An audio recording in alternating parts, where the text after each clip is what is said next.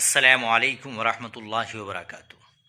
ناظرین کرام، ملت اسلامیہ ہند آج ایک ایسی عظیم شخصیت سے محروم ہو گئی ہے جس نے اپنی پوری زندگی دین کی سربلندی اور ملت کی رہنمائی کے لیے وقف کر رکھی تھی۔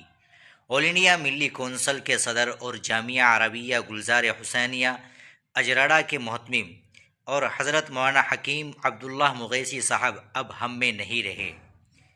ان کے انتقال پر جمعیت علماء ہند کے صدر مولانا محمود اسعد مدنی سمیت ملک بھر کے اکابرین نے گہرے رنج و الم کا اظہار کیا ہے۔ جمعیت علماء ہند کے صدر مولانا محمود اسعد مدنی نے اپنے تعزیتی بیان میں مولانا مغیثی کی وفات کو ایک بڑا ملی خسارہ قرار دیا ہے۔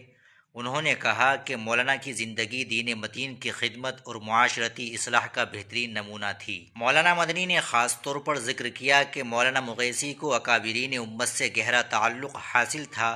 وہ حضرت مولانا سید ابو الحسن علی ندوی کے حلقہ ارادت میں شامل تھے۔ جانشین شیخ الاسلام مولانا سید اسعد مدنی رحمۃ اللہ علیہ کے ساتھ ان کا روحانی اور تنظیمی رشتہ نہایت مضبوط تھا۔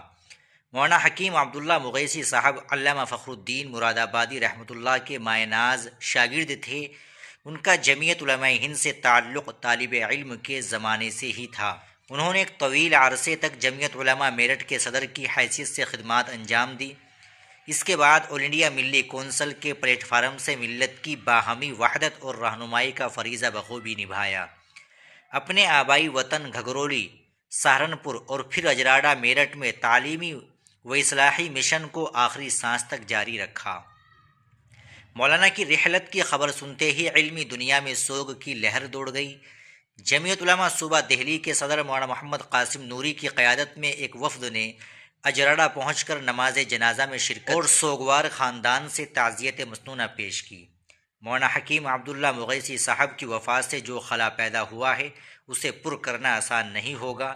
ہم دعا گو ہے کہ اللہ رب العزت مرحوم کی کامل مغفرت فرمائے، انہیں جنت الفردوس میں اعلیٰ مقام عطا کرے اور پسماندگان کو صبر جمیل عطا فرمائے۔ اگر آپ کو یہ ویڈیو معلوماتی لگی ہو تو اسے شیئر کریں تاکہ لوگ حضرت کے مشن اور خدمات سے واقف ہو سکے۔ السلام علیکم ورحمۃ اللہ وبرکاتہ۔